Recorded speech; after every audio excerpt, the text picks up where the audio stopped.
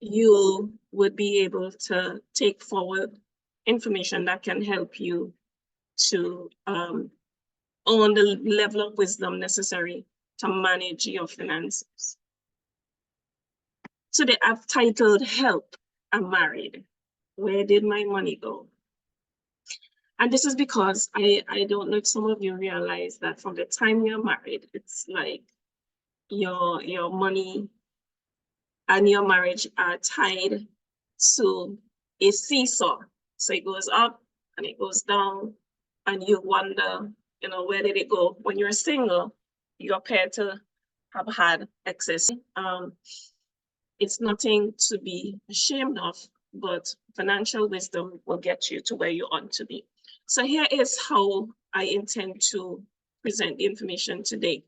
Firstly, I want to provide you with some definition for money. So firstly, I'm going to look at what money is. Then we'll talk about where are you now, where you want to be, and how do you get there. So all of the information I'll be presenting and discussing today will be done in these 4 major parts. The first reason I would want to provide you with a definition of money is for you to understand that you have full control over what you have. That is the money that you own. And secondly, to show you that money has been one of the major causes of divorce right across the world, except for countries where divorce is illegal. Countries like the Philippines, the Vatican City.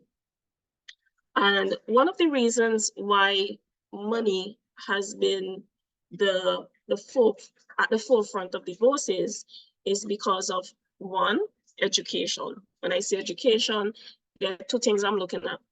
The level of education you have as an individual and the level of education or wisdom or literacy you have, financial literacy you have as well as an individual.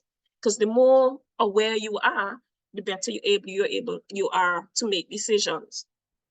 Secondly, your income level. Sometimes we believe that the more money we have, the more we should spend. And this is basically false. It pushes you into a position of debt. And when we expand our income, yes, we want to have it means we have a high standard of living, and we want to use our income to buy more and more and more things. And that creates a problem for us. The other has to do with, gender imbalance.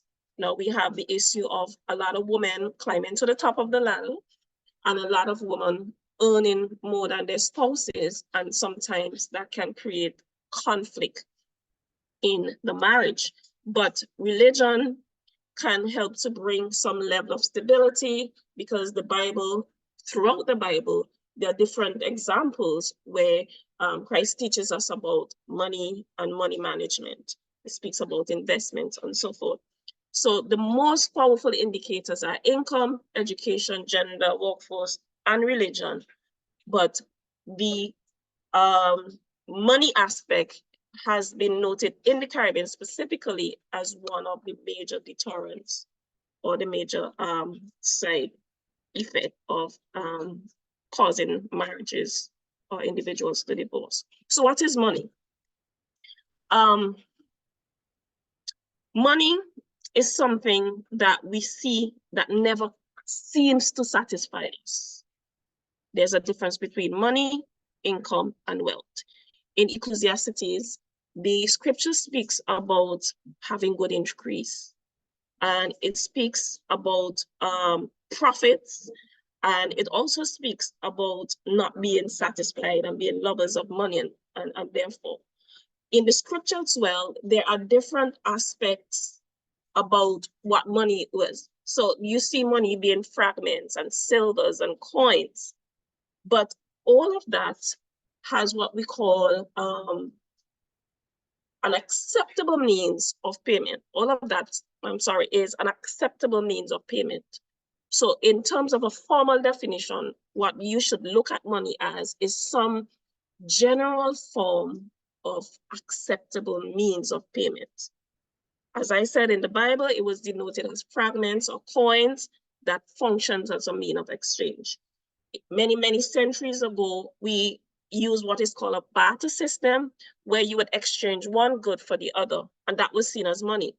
A stone was seen as money, bread was seen as money. In modern day, we see these coins and notes are stamped. Like back in the religious, in those times, those money or coins were stamped with religious words and images, and they were used to make payment for wages. So they had some levels of worth. Note well, I said they had some levels of worth. Back before what we call the Bretton Woods time, I'm not getting into the technical aspect of it. We used to have what is called gold, and gold was equivalent to money. So in order for you to spend, you needed to have some investments in gold, and that's what was used as a medium of exchange. But today we have what is called faith. So the dollar bill that you hold in your purse, that is backed by faith, simply meaning the confidence that when you go to the store, you can exchange it for the goods and services you want. And that faith is provided by government, because the government, the central bank, they are the sole owners, basically, of the monies that circulates in the economy. The money that you hold is not backed by any commodity, whether it be corn, gold. It's simply backed by faith. And as a consequence, if you earn your income in Trinidad and Tobago dollars and you come to St. Vincent, Barbados, you cannot go to the store and purchase a product with a TT dollar. You'd have to go to a bank, which would exchange that dollar for you and allow you to have the domestic currency. So because there is no faith in the domestic economy at the stores that this money actually has any value, but the banks are set up to deal with that link between the economy and the government. So basically what I'm saying, money is essentially powerless. The government dictates the worth. You dictate how much the money that you have in your pocket worth. So you have to be able to control it and make it work for you. There is no intrinsic value in money. Quote unquote, I'll go a little further by explaining what I mean by it is powerless and it has no worth. The government prints money. When I say print, I don't mean go to the printing press and produce new currencies. What they do, they create avenues for more currency or more money to circulate. For instance, they will ask you to buy things like treasury bills and bonds. In that manner, they take money off the economy or take monies from you, yeah, so that they can slow down the economy and not too much money is in circulation. So the government has the power to create new money. That's my point. The government has the power to print money. And so the value, the worth is dictated by the government. So you should be able to control what you have once you have financial wisdom. And that's what we'll be doing today. That's what I'll be doing today, imparting some financial wisdom on you. So where are you now? My assumption is that today, as a married couple, you are probably living in your own home or in an apartment. And if you don't, then you're thinking about buying a home or moving into an apartment building. You're also thinking about, if you don't already have your car, your own transportation, you're probably thinking about, should we purchase a vehicle or should we utilize public transportation? And depends on where you live in the world, you may want to purchase a scooter, a bike, because it's easier that way. You'll be thinking about What food should I eat? And for what purpose? Do I eat based on what I can afford, or do I eat based on the fact that I want to have healthy skin, healthy hair, healthy needs? All these decisions, buying a home, renting a home, buying transportation, taking public transportation and food, these are some of the essential or fundamental decisions you make on a daily basis. And these decisions are the ones that impacts on where your money goes. So another critical aspect is your home. There are some basic appliances that we need.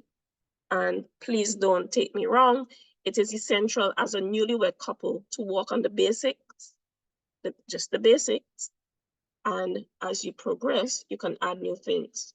I am a minimalist, simply means I tend to only buy things that is absolutely necessary. There is a saying that if you have something in your closet, in your home, and you have not used it in the last 6 months, it means it is worthless. And basically you should either sell or find some way to get rid of it. In terms of home appliances as well, you need to consider things like electricity or energy. How much of these take energy and what is the impact on your health? Now we have what I call deep fryers. Deep fryers are very economical. Deep fryers reduce the amount of oil we use for frying, etc. But there are some deep fryers that is assumed to have negative impact. Air fryers, sorry, that are air fryers that do have negative impact on our health. So whatever home appliances you purchase, you need to do a little research on the benefits and the negative health impacts that can have on you. And also at this very early stage of your marriage, you have to decide whether or not it is useful. And I'm going to share with you a simple case. Now, there were two individuals, a newly married couple, Bob and his wife. And Bob came running into the house and he called out to his honey. And he said, honey, look at the new smart TV I bought. His wife, her name was Sarah. When she entered the living room, she frowned. Bob was anxious to open the smart TV and to speak about all the features of the television. But Sarah was very aggravated. She said, we do not have money to buy a smart TV. And he said, of course we do. We just got a refund from our taxes. Plus, it was on sale. It's a long time I wanted this smart TV. And Sarah went on, she said, but we do not have enough money for down payment on a monthly basis. But Bob said, think about all the movies we can see and how we can catch up on them. An emotional Sarah flooded with tears. She said, you are selfish. Bob replied, this smart TV is for both of us. Why are you so mean? Now I'm going to pause for a while. Which of these individuals do you think is correct?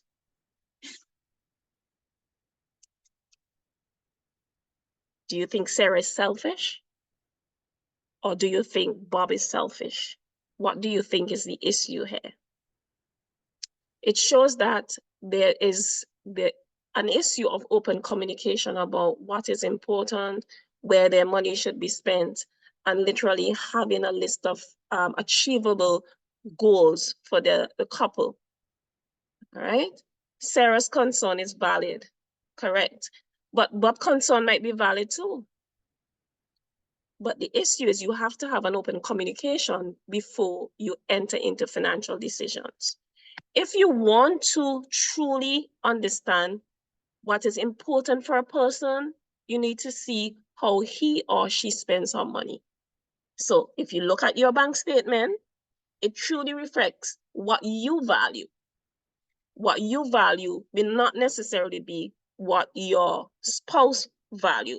So you need to do things like budgeting, and you also need to do things like creating your short and long-term priorities. So the first question is where you are now. Do you have unnecessary expenditures? when you consider your monthly expenses, are you always paying bank overdraft fees? Do you have cable TV when now it's easy for you to use YouTube? Do you do impulse buying? Do you buy unnecessary laundry products? Do you often pay late fees for your bills? So step number one is you have to consider where you are now and analyze your expenditure to determine if you have any unnecessary expenditure on your monthly list. Therefore, you also have to think about, hey, do I budget? Do I research the products? Do I compare prices? Do I consider the opportunity cost, like Sarah didn't, like Bob didn't do, of buying one product over the other? Do I actually keep receipts? If you keep receipts, you can compare over time if the cost of the items have been going up, if they're fluctuating. You can also compare the prices across supermarkets and stores. Do you return faulty items? You should. Do you use credit wisely? These are very important questions you must consider on, unfortunately, a daily basis. They may seem very minuscule, but it's important for you to, first and foremost, as you notice at the top of the line, have a budget. So these items would help you to determine where did my money go. Another thing to look at is your expenditure. Is it rising? If so, you need to understand, do I know why? Is it because I do not have enough income coming in? Is it because I've lost my job? Is it because we have conflicting financial values, unexpected illness, emotional attachment to certain things, guys like cars and outfitting cars? Or is it I have too much debt? Here's what happens. If you are able to identify among these lists of items where your money is going or why expenditure is rising, you can determine if you have a short-term problem or a long-term problem. If you have a short-term problem, then it's easy to adjust. If you have a long-term problem, it means that you have to think on a larger scale. Things like restructuring your loan simply means going to the commercial bank and asking them to reconsider your interest rates and so forth. So you must be able to determine, hey, the job I'm working is costing me too much money to get to work and for the various resources I need in order to do this job. Therefore, I might need to change my job. I just lost my job, so it means that I may need to cut back on my daily spending. If it is conflicting financial values, it means you have to have a serious discussion with your spouse about what we can and cannot afford. So Psalms 119:66 asks for us, asks for God to seek God and ask him to teach us to have good judgment. So it is very important that you have good judgment to determine why is your expenditure rising, and you can only do this if you have a list of items and analyze them. Knowledge comes from learning, and that's what we're doing today, learning. But wisdom will come when you experience day to day as you live together as a couple. I want to ask you a question. Do you know what motivates you to spend? I want you to know that whatever motivates you is okay. But you need to be able to balance this motivation, not allowing it to take the better part of you, meaning excessively over time, habitual. It is okay for you to splurge on yourself sometimes, splurge on your home sometimes. But when you become addicted and continue with a pattern very frequently over time, then you would find yourself in problems. Now, one of the things I want to say is you have to be able to be strong enough to ensure you are not motivated or influenced by one, your friends, in other words, those you socialize with, because that type of pressure can be very, very difficult to manage.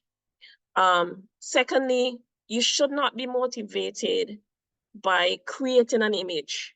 This is how I want my neighbors to see my home. This is how I want my family to see us. You should not be motivated by these things. I'll also speak about consumerism, but these things can have a significant impact on you. I don't know how many of you remember the story of the emperor's clothes. And the emperor's clothes is a very, very useful story, which shows us how easily we can be influenced if we are not strong-willed. And as Christians, the scripture teaches us, and we are to use those scriptures to help us to be firm and strong, and use the scriptures in situations that tries to push us in a direction for which we should not be pushed.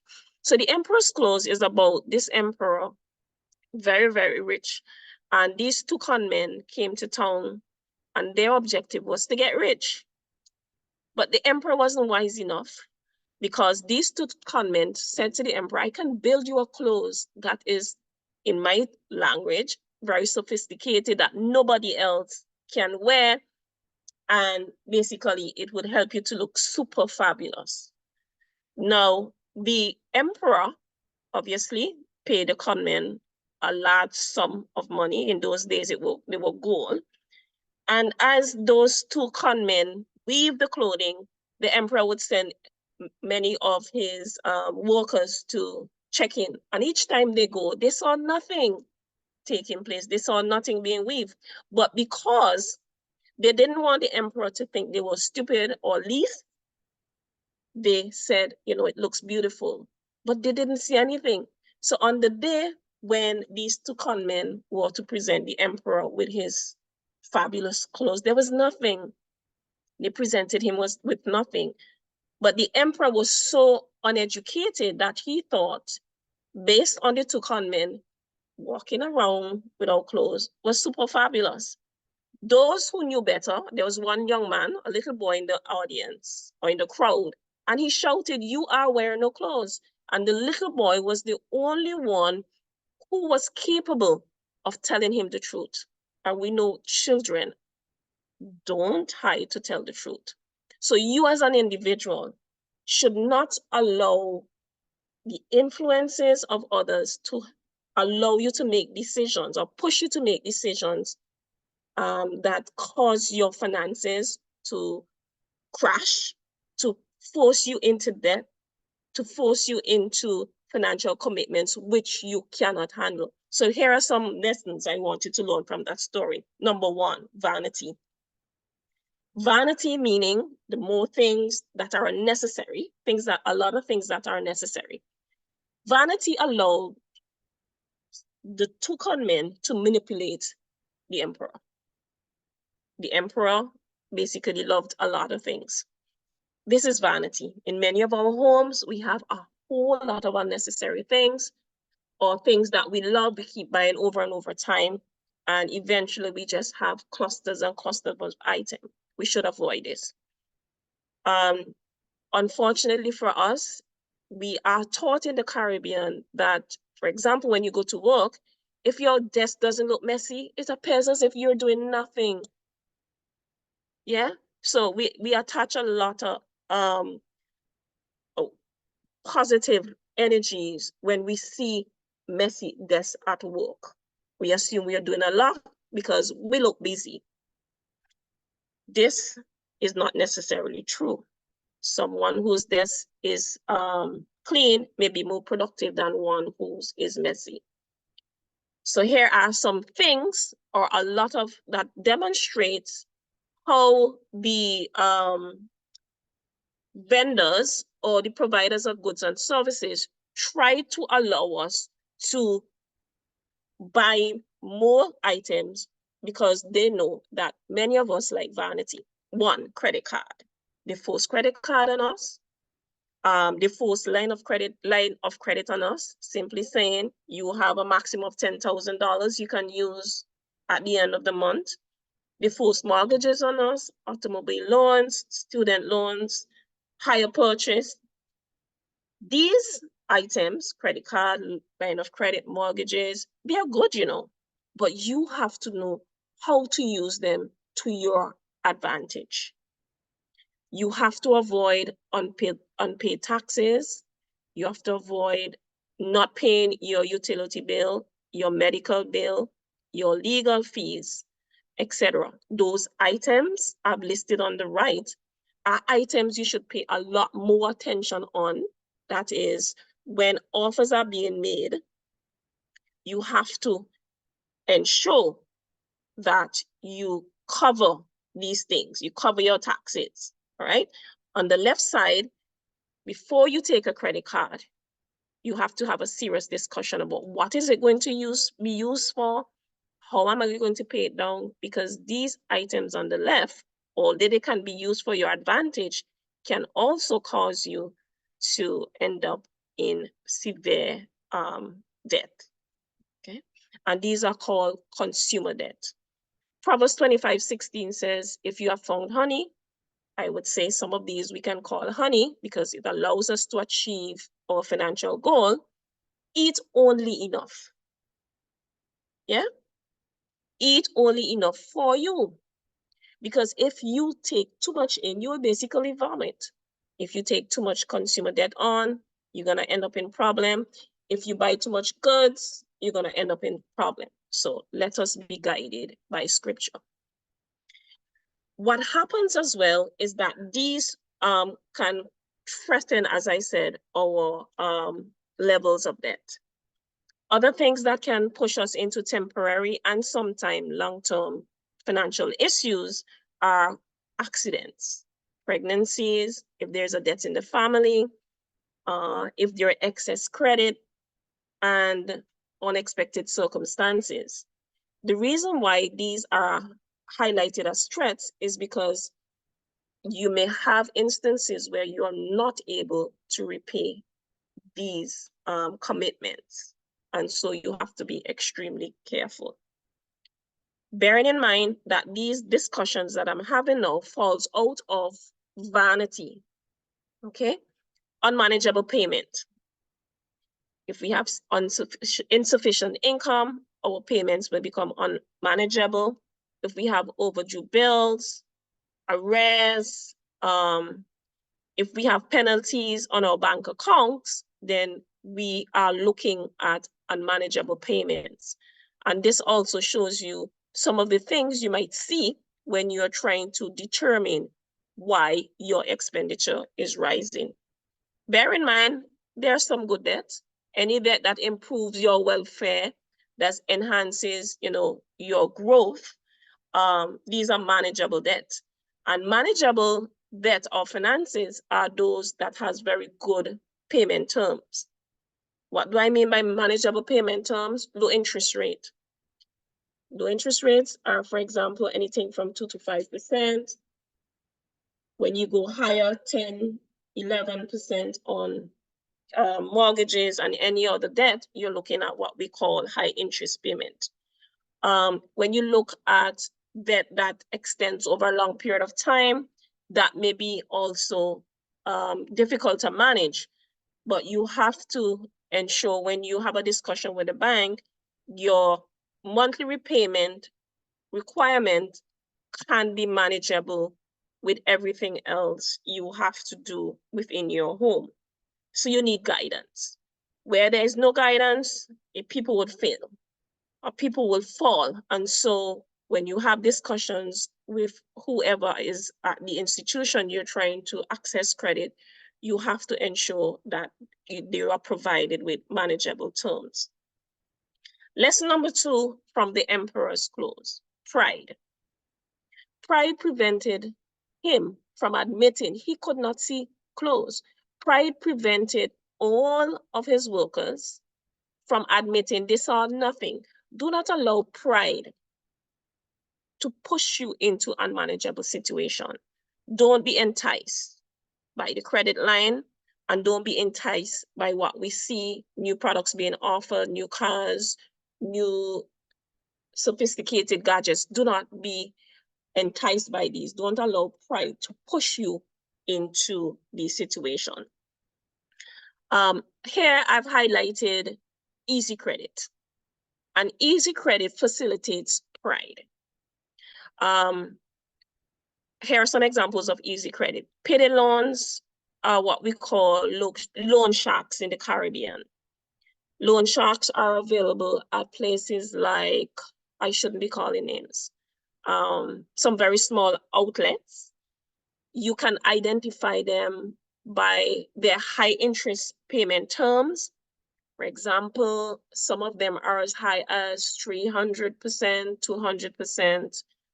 Secondly, you identify them by their short-term requirement. That is, you only are required to submit your payslip, and they'll ask you to repay it within the next month, or what we call your next salary allotment.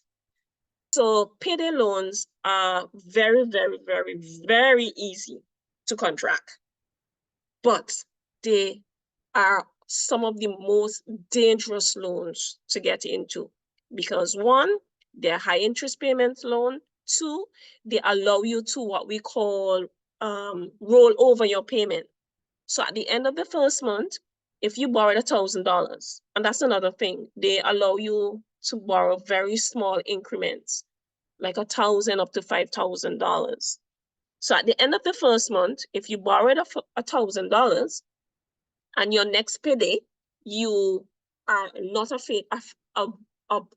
you're not able to repay that $1,000, then they'll say it's fine, we can roll it over, and it goes into the next month at 300%. The next month you're not able, they'll say fine, and you go to the next month, and you can easily, that $1,000 can easily escalate to $10,000, $20,000, $30,000, and easily you can lose a lot of things tied to that loan. You can lose your home, you can lose your car, you can lose your job, and so on. So you have to avoid that.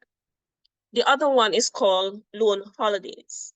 Loan holidays are usually offered during times of low economic activities and what we call recessions. I'll avoid using a lot of technical terms. So during low economic activities, financial institutions may say, hey, it's okay, you don't need to pay your credit card this month, or you don't need to pay your mortgage this month. We can give you 2-3 months holiday, meaning no payment, and then 3 months down the line, it's okay for you to make that payment. This is extremely dangerous as well, because what happens is that you are deferring your payment obligation further down the road, and further down the road, all that you have left out would be accumulated. And so it pushes your financial position into a more critical, pushing it to a more critical level. Okay. The third is credit cards. Avoid making minimum payment. And I would not go into details here because I have an example later in the discussion to show you why you should minimize or avoid making minimum payments, as well as not borrowing the absolute minimum. These two I'll discuss when I get later into the discussion. Lesson number 3, there were no facts. Everyone assumed that the clothes existed. Beyond a reasonable doubt, they assumed. When you purchase a product, whether on hire purchase, when you take loans out, you must be able to have sufficient information for you to make an educated decision. Where the information seems to be very scanty, it means there is a problem. Facts are important. More information you have, the better decision you can make. Sometimes we go to a financial institution and you would notice they have a lot of documents, and much of what is written are in fine print. We don't bother to read those fine print. And we don't bother to read much of it because it just seemed too much. We need to understand the facts. There are some mortgages that the financial institution don't allow us to make payment on demand. What do I mean? For example, let's assume, well, I don't play the lottery. Your family won the lottery and they decide to give you 50% of it. You may want to use that to pay off your mortgage. When you go to the bank to pay off your mortgage, you realize there is a penalty for paying off your loan in full. There's a penalty for paying off your car, your motor vehicle, etc. loan in full. So you must understand the facts. If the facts are being avoided, it means that something is wrong with the financial instrument you are being offered by the institution. So remember I said, there's a danger, avoid payday loans. We often think more money we have, the better off we have. This is not the case. There's a danger in holiday loans. And remember that deferring your payment means that you're deferring towards gaining more pain or higher levels of debt. Just to speak a little bit more about what is known as loan holidays. Loan holidays are also known as loan moratorium. During COVID-19, we had a lot of this, and it is a legally authorized period for which the lender, which is a financial institution, allows you to stop making payment. So I'm not going to get into why it's dangerous to avoid making minimum payments on your credit card. And it's because it leads you into what we call the trap, okay, the credit card trap. Now I have two scenarios here, on the left and on the right. On the left, you see scenario A, on the right, there's scenario B. Assuming you took $1,000 or you use $1,000 on your credit card, and the interest payment is 17.99%. Each month, the financial institution would tell you, hey, this is the minimum payment you are, really required to pay. If you pay that minimum payment of $20, it means that it is going to take you 93 months or 7.5 years to pay that $100,000 off. In fact, you would be paying $861.02 of your initial loan amount. But if you only add $5, just $5 to that $20 and make a monthly payment of $25 instead, you moved or you reduced the time by at least 2 years. And you also reduce the amount of interest paid by over $300. So by adding a little more to that minimum payment that is required, it would help you to save money. So avoid the minimum. Secondly, avoid high interest loans, and where possible, avoid paying interest. And I'm not just saying this because it's my training. I'm saying this because the Bible tells us we shouldn't be charged interest. In the Middle East, in countries like Dubai, they don't charge interest on domestic customers. They do on commercial customers. In Exodus 20-25, it says, if you lend money to my people, to the poor among you, consumers, that is householders, we are poor. The businesses, they're the ones who have money. And that's why in those Middle East countries, they charge on the commercial sector. So if you lend money to my people, to the poor among you, you are not to act as credit to him, as a creditor to him. You shall not charge him no interest. And as we are taught in theology, there's emphasis over and over when attention should really be paid. So you would see various times throughout scripture where it talks about not charging interest. Okay, so you should avoid, given that in our society we are charged interest, you should avoid high interest loans like payday loan, and you should be attracted to low interest payment loans because it simply makes sense in addition to what the Bible says. And here I have more scriptures to show you what the Bible says about paying interest or charging interest. So you pay off your balance quicker when you have low interest rate loans. It is important for you, though, as a couple, even if you don't have any sort of financial commitment, whether it be mortgaging for a car or a home, to have at least some credit score. Because when you want to purchase large items, you have to, the company will do what is called a credit analysis, and they'll create a credit report on you to see how, what level of risk you pose to the company. In other words, would you be able to make payment? And to do this, there is a system in every country, Trinidad and Tobago, Jamaica, Barbados, sorry, there's none in St. Vincent, where the financial institution would do a check to all the other financial institutions to see how you have been performing. If you don't have a credit score, it becomes difficult for them to offer you low interest rate loans. So I want to recommend one method you can use to create good credit scores. No, a credit card. Now be very careful and listen carefully. A credit card can be used to help you to first get your credit scores on record and first help to show how good you are in terms of making payment over a period of time. You can use your credit card, however, you only use what you can afford to repay. So if you're going to, that's the first point, I'll make the second point shortly. So if you're going to purchase a mobile phone that costs $700, make sure you have that $700 to pay off, to make that payment within 21 days.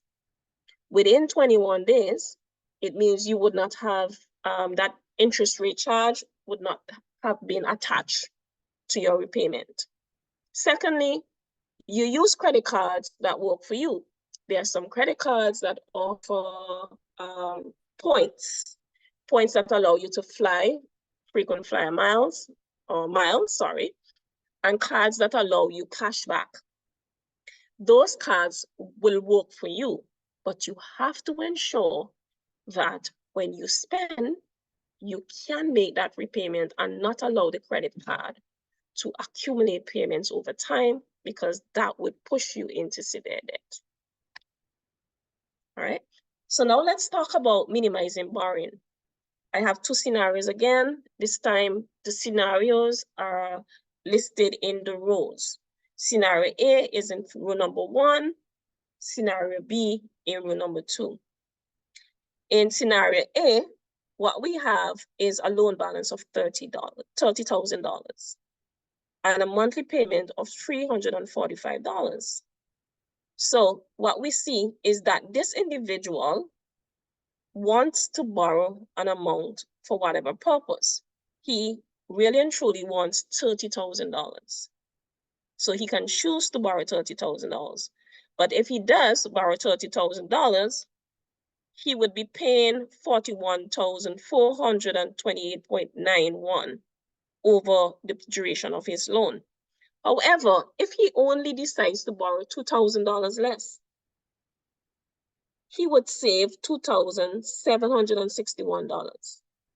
Yeah? So if you can borrow a little less or the absolute minimum, you will be able to save a lot more. So try to borrow the absolute minimum. If your vehicle, you want to purchase a vehicle and it costs $40,000, see if you can borrow 39, 38, borrow the absolute minimum. Automatic payments, what we call electronic funds transfer, where we can make payments monthly for our bills, utility bills, and other bills, would be very useful to help us to minimize late fee charges. All right, so those are some of the things to avoid. I remember we're looking at point number 3. Before I go on to talk about where do you want to be, I must say, wherever you're thinking about being, you have to consider that the more you earn is the more your expenditure will expand. Yeah? The more money you have, the more you're going to spend. And this comes out of something we know as the Parkinson's law. Because if you have more time, then you would obviously spend more time to prepare that document. If you are given a task to complete and they say, hey, submit this in 1 month, wouldn't you literally take 1 month to complete it? If you were given 1 day, you would ensure you push to complete that assignment in 1 day, correct? Right. So it's the same strategy. If you work more, you would make more money, but your expenditure would expand. You would need more resources as you have more jobs and more, you will also feel wealthier and you feel you can buy more. So if you actually want more money, you would want to buy less, because no matter how much you make, you would seem to never have enough. Be careful. I'm not saying you shouldn't strive to make more, you shouldn't strive to earn more. I'm also saying you should also strive to reduce your expenditure. Try to be a minimalist as far as possible. Try to avoid vanity. So let me pause. Where do you want to be? Financial wisdom says that to get to where you want to be, not living paycheck to paycheck, it means we need to go back. You need to go back and analyze why you're living paycheck to paycheck. Secondly, you have to think about, did I come into the marriage with financial commitments that are responsible for where we are today in our marriage? And then you have to consider, is it our long-term goals that has pushed me into this position? You literally, in other words, have to tear things apart to see if where you want to go makes sense, and to see if you have limited yourself too much in terms of where you want to go. Most of us don't think about where we want to go is to create wealth. You have to think about creating wealth, not just moving from not making your paycheck to paycheck work, but moving to a position where you are comfortable. You're not just surviving, yeah, but you are comfortable. And so we toss up with this idea. In some countries, what should we move towards first? Should we move towards investment? That is what the image on your right represent. Or should we move towards what we need every day? Just getting by. It's like a car. We need a car because we want to get by. Yeah? So we have to think about making conscious decision or conscious choices to seek after wealth, not just money. Wealth, not just having more income coming in on your paycheck, but having some levels of investment that allows you to not just get by, survive, but to able to, on the long term, be very, very comfortable. So I want all of you to program your minds to understand money is not the solution to any of the problems you have. Money is not the solution to how you should get to where you want to be. What is the solution is 1, knowing your cost of living, 2, managing your spending, and 3, investing. So let's talk about how do you get there. 1, you need to know your partner's money personality trait or type, because this goal can never be achieved as an individual. It has to be achieved collectively. Secondly, you have to have open communication about what are your financial priorities. Again, I keep emphasizing, why is the expenditure rising? You need to look at what are some of the mistakes you'd make, the money management mistakes. Let me pause here. A money management mistake I'm going to highlight. When you're just married and you want to furnish your home, you often think about going to the store and do what we call buy that good on hire purchase. You can go to a credit union. However, you need to compare the interest payment, which would obviously be less if you go to a credit union. You can go to a credit union, take that loan for that $6,000, the cost of the fridge, and you can strike a better deal that way than to take hire purchase. If you have a credit union account, then you can make that choice. So if you don't have a credit union or any of the what we call building societies account, this will be a good time to start saving some monies in the credit union, because sometimes the interest that they offer would allow you to purchase that product at a more reasonable price. All right. So learn good money management practices and use those practices. And I've just given you one of the best practices. Create wealth and create investment opportunities. Do not be distracted by emotions, addiction, and what we call consumerism. Consumerism is a big one. All right.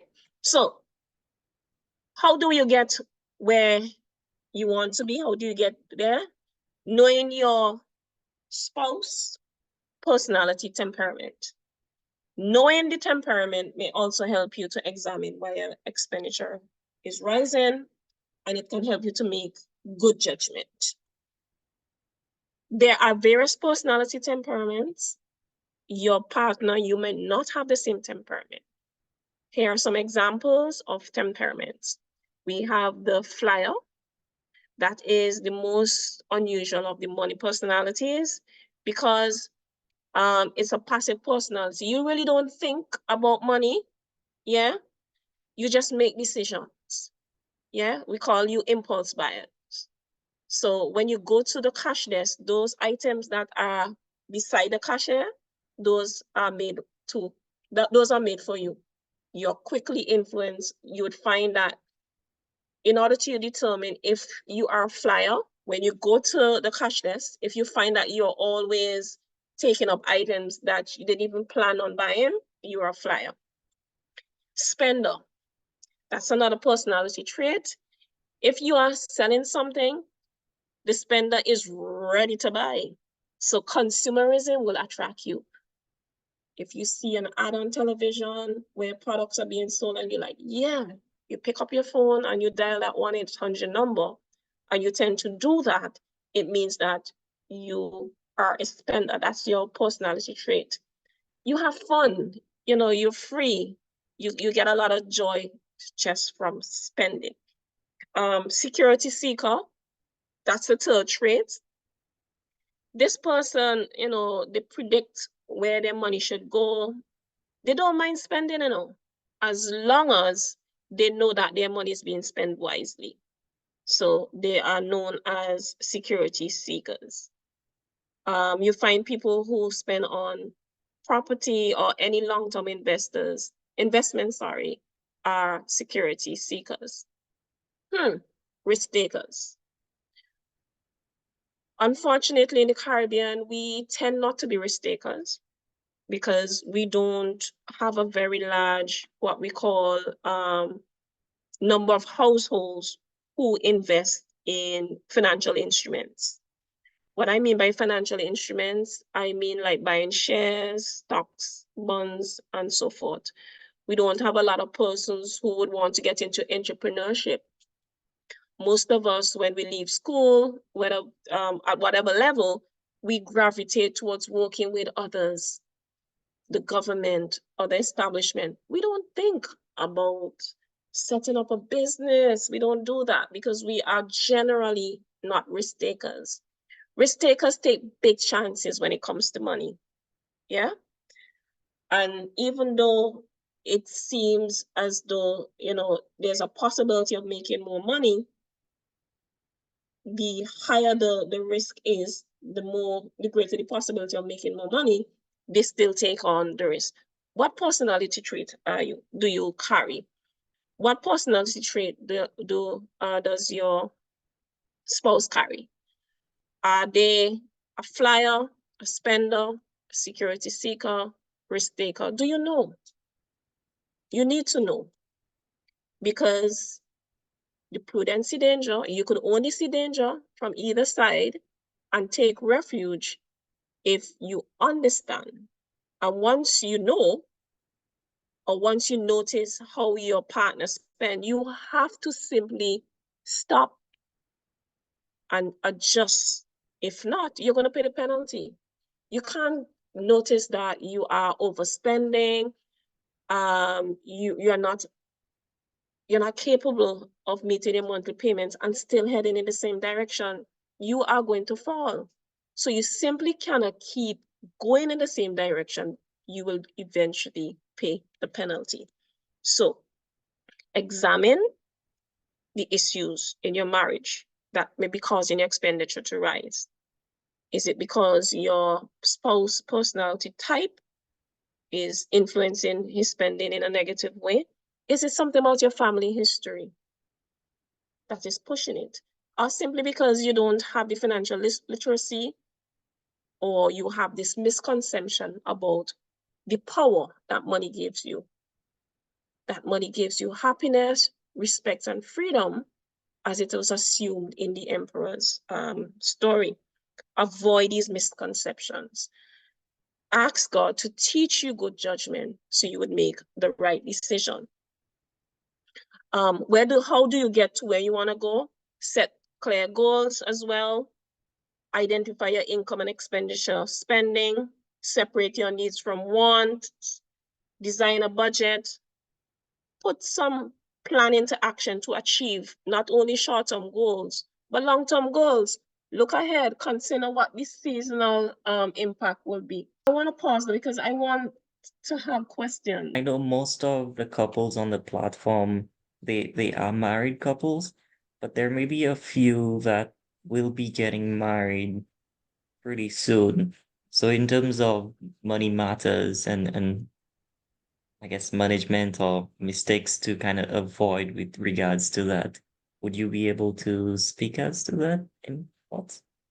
Sure. For those who are not married, you have to lay your biggest fear on the table where money is concerned.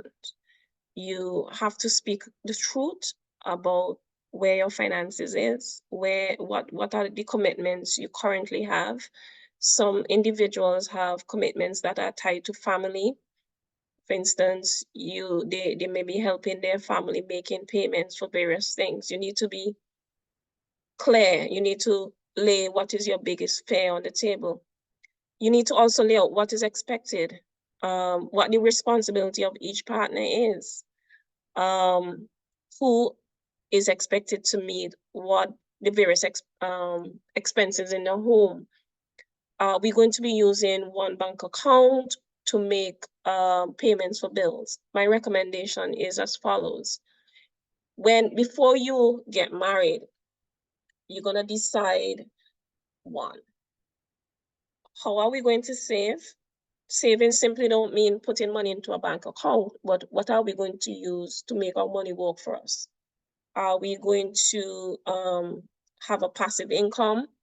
Two, are we going to have a single bank account? And if so, what would that single bank account be used for? Three, are we going to do what is called a single, what we call a single thought towards how we should spend? Okay, so you may have a limit, Travon. If I'm going to spend anything below $100, I don't need to communicate that with my spouse. But any spending, even if it's my own, considered my own money, above $500 or $1,000, I need to communicate with my spouse, hey, this is what I intend to do. This is why I intend to do this with the money. What is your view? So you can hear from each other about, you know, if it's okay and why it would make sense to do these things. Yeah. Thank you. Thank you.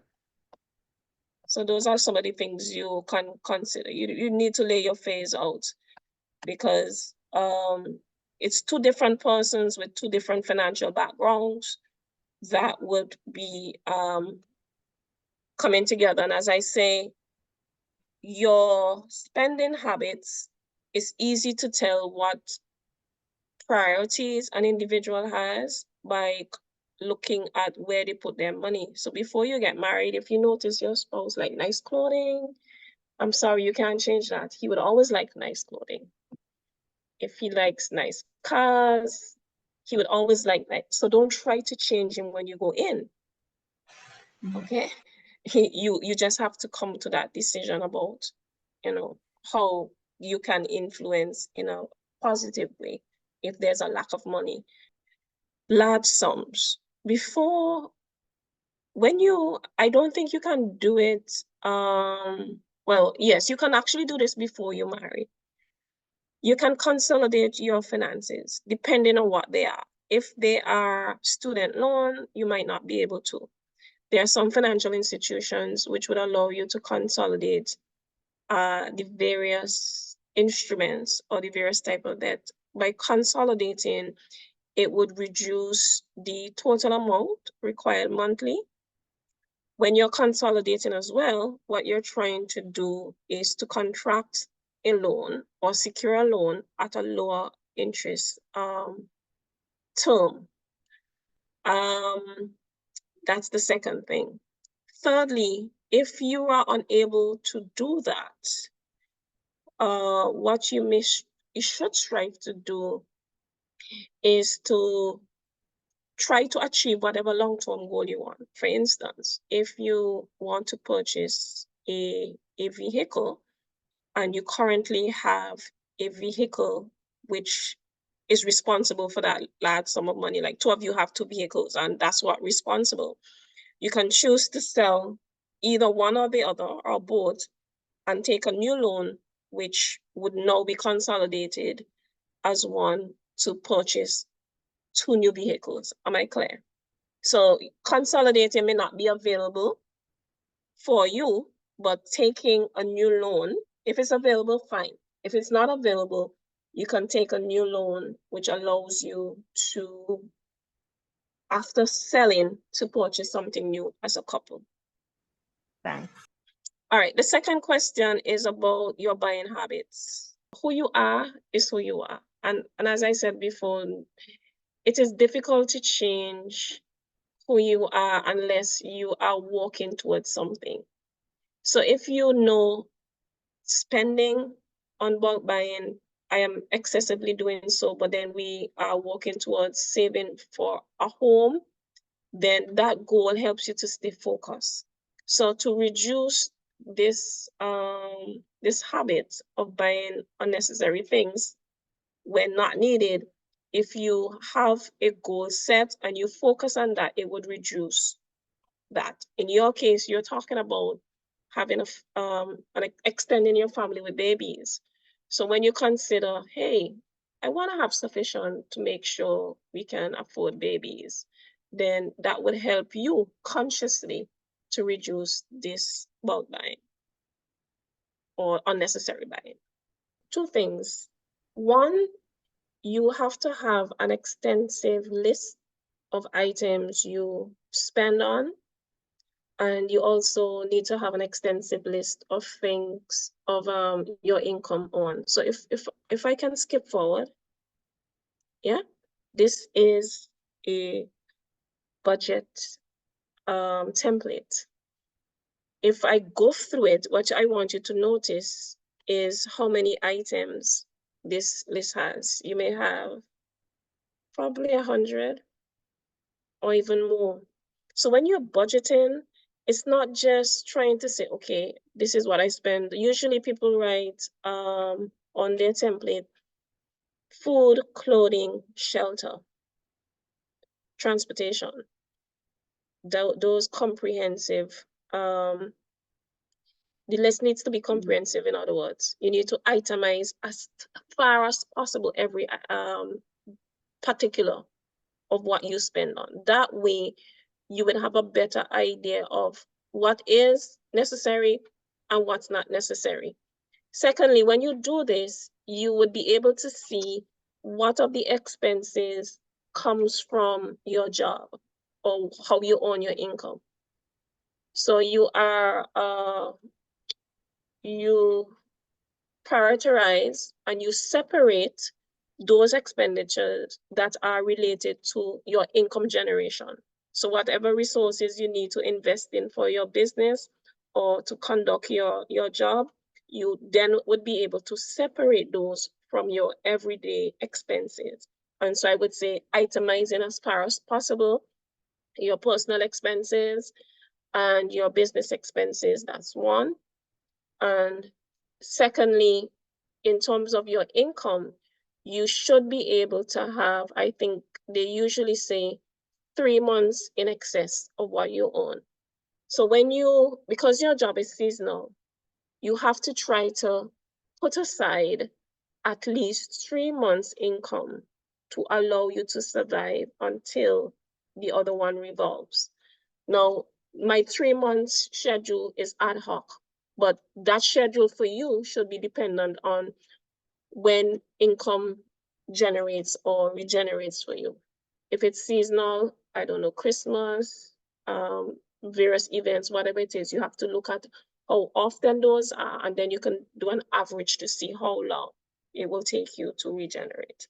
And then you would minimize your expenses to fit into that average. Stock market. Now, you emphasize stock market. They're not just, well, stock market obviously sells. You can invest in stock. Right. But there are other options. We are very familiar with stocks and bonds, stocks and shares. Stocks are what we call equity securities because they can easily be converted into cash. Yeah. Okay. We also have others like money market securities, treasury bills, bonds, fixed income securities, asset-backed securities, and negotiable securities. So treasury bills and bonds, I would suggest, are the easiest way for you to invest in Trinidad and Tobago. Here's why. The commercial banks and the investment banks, including the government, they have what are called treasury bills. Simply means you can buy an instrument. I'm trying not to be technical. Let me go again. A treasury bill, a bond are examples of short-term security. Short-term security mean you can see your returns in 365 days, 1 year. That's a treasury bill. Good. So we have short-term securities, which are treasury bill. You have long-term securities, which are like bonds, meaning after 1, 2, 3, 4, 5, up to 30 years, you can see your return. Okay. Stocks and shares are when you buy into a company. So for instance, if you see the credit unions, they offer what are called shares. It means that you have a share in the company, so you get dividends. Yeah. And you would see that at the end of the financial year, whatever the profits are from the company, you would earn a percentage of that profit. The point I'm making, for larger returns, larger and safer returns, it is best to invest in treasury bills and bonds that are offered from commercial banks and government. So a treasury bill, I think you can invest a minimum of, I think, between $1,000 and $5,000. In TT dollars, it may, if you convert that to US, I think it's 1 to 6, right? Something like that. So the minimum is probably 1,000 US, I'm not sure. So you go to a commercial bank and you would indicate, I would like to have a broker. I like to speak to a broker.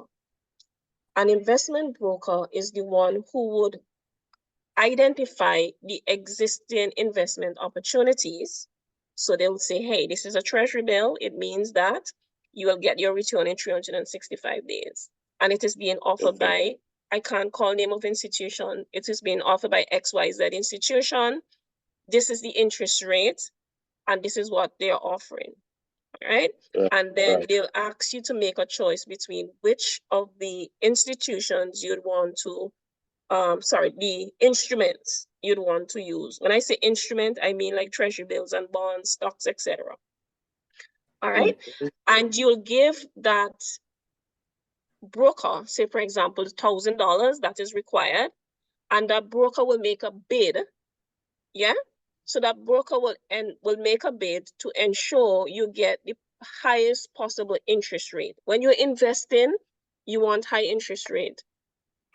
High interest rate means that you're taking a higher risk, which simply means you're taking a longer time to gain your return. Are you with me?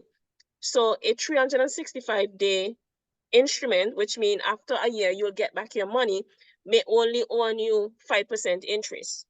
But if you invest in something that will give you a return in 5 years, you may have to, your interest rate will be higher, meaning maybe 10, 15%. So the more interest you want, the longer you'll have to wait.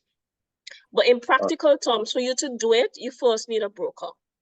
You can find a broker at any investment bank or any commercial bank. You speak with that broker. You tell him if you want to do a long-term investment or a short-term investment and how much you'd like to invest. That broker will make a bid and then they go from there. I hope that's helpful. There are other things I needed to speak to you about for you to have a better understanding, like what we call capital market and money market, and basically give you definitions of the difference between the instruments and how they work. But I think you understand, like for shares and so forth and stocks, you get a dividend, which is a lot more secure because you get it at the end of the financial period, but it's not as much as the other investments. So we had a question about budgeting, and I indicated that you need to itemize each aspect of your budget as detailed as possible. So I'm going to talk about bills. So we need to, and when you're in a situation where you are living paycheck to paycheck, you have to prioritize your bills. It is very important for you to have food. If you can't eat, you're in trouble. Followed by your housing. You need to have housing. Now, if you don't have housing, you could live with your families. Your families will not allow you to sit on the street. But for temporary reasons, they can allow you to stay at home with them, but you need to provide your own food. So that's why I have it like this. So first, food, followed by housing, utilities, and then other bills. You must feed yourself before you feed anyone else. All right? You must feed yourself before you feed anyone else. And so food must be a #1 priority. If you're having problems with your food bill, you should think about setting up your own kitchen garden, buying in bulk, or what we call grocery pool. So when you buy in bulk, it's not just for your house, Jennifer. It could be for like your families, your extended family house, and then you can split the cost like that. Cooking expensive ingredients, they're actually better when you take the herb mix from your garden than to buy the goyas and so forth. Prepare your cooked meal, it's healthier, etc. Some of us think it's not good to take advantage of free things, but in some cases, if you have kids, the meals that they provide at school, the free meals, in some cases, they're totally fine. You could take advantage of those. And there are other assistance for which you can be qualified for, especially in developing countries. The government provide assistance for families. In terms of housing, you have to consider when to buy goods and large goods. We have what is called VAT Day. I don't remember we having one last year in Barbados.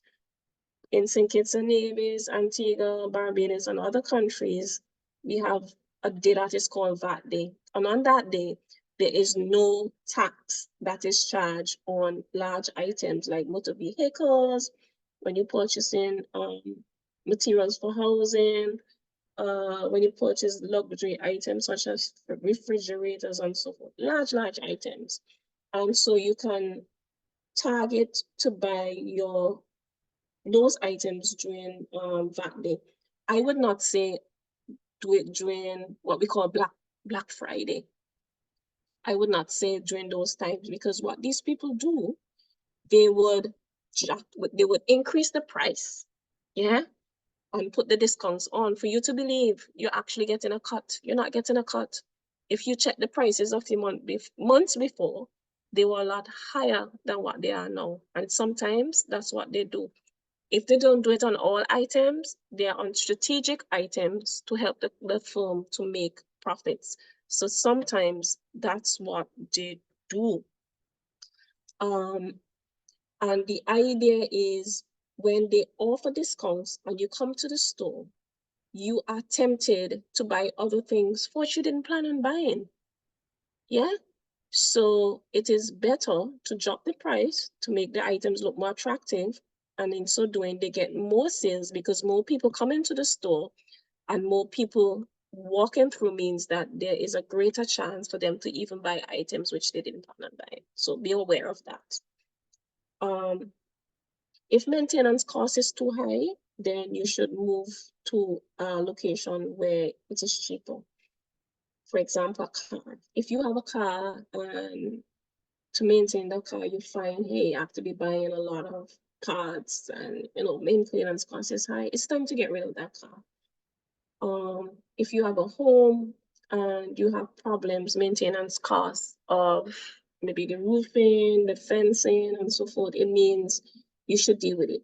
When I say sell and purchase a new one, this is at the extreme. But at the lower level, it could be ensuring that you repair the entire roof instead of patching, or removing the entire fence instead of trying to hold part of it. So you have to ensure that when maintenance cost becomes too high, you think about taking a very hard stab at it.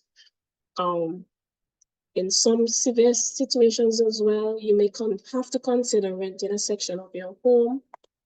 And this is an advice that came in during COVID-19 era, that 3-year period when a lot of persons had issues with income. They actually had to rent a portion or even a room in their house. Some persons looked at now long-term, what they call Airbnb. So there's now a section of their house that they use for Airbnb, or a room for Airbnb. So these are things you can consider, and they're called passive income. Lastly, if you simply cannot make your mortgage payment, consider refinancing, or you can declare for bankruptcy. Bankruptcy is offered to us. Each country has a different regulation. In Barbados, I think if you owe about between $5,000 to $10,000, take a minimum of 5, you can claim bankruptcy. In Trinidad and Tobago, etc., there are different laws, but you don't need to owe $1 million to claim bankruptcy. But there are conditions. For example, if you claim bankruptcy, there are other things you can't do, like contract another loan for a certain period and so forth. So let me wrap up with consumerism. And this is where I like to place a lot of emphasis on, because in many of the developing countries like the UK, Canada, and the US, and for those of us who don't have spam protection on our emails, we'll get a lot of ads about products and services being offered. It's called consumerism. And we don't see a lot of it on television now because we have other options. But we have to avoid consumerism, especially during seasonal times. Like we have, what's the occasion next month called again? Valentine's. We have Valentine's, we have Easter, we have Christmas. And businesses think that we as individuals, we believe that it is good that we spend a lot of money. Yeah, that we buy a lot of products, that we have a lot of things around us. So consumerism would push products on you and push products on you. But the thing is, the scripture warns us about this, because consumerism, these businesses, they're like wolves. They come to destroy us by taking our monies from us, pushing us to buy products and services which we don't need. I don't know how many of us remember the story of what it's called, the Red Riding Hood. Look at this. Consumerism are wolves in sheep clothing. They are wolves in search of wealth. If we consider the Little Red Riding Hood, who had a basket of apples, yeah, so the basket of apples can be considered money. In the early stages of this discussion, I spoke about money is anything, yeah, that we have faith in, that we can use to exchange goods and services. We can consider the wolf as the bank and the wolf as businesses. Their intent is to take what we have, that apple, and turn it into wealth. Because when they take our monies from us, they don't just bank it, they invest it. They buy properties, they buy financial instruments, and they earn from our monies. So if you consider the wolf, he could have simply just eat Little Red Riding Hood and eat the apples, and its story is ended. But he followed her all the way through until she got home where her grandmother is, because his interest is wealth, and an investment, which is the home, is wealth. So when he ate her and ate her grandmother, he needed to know where she lived by following her. And when he got there, he literally got rid of them. So he has this wealth, which is the house.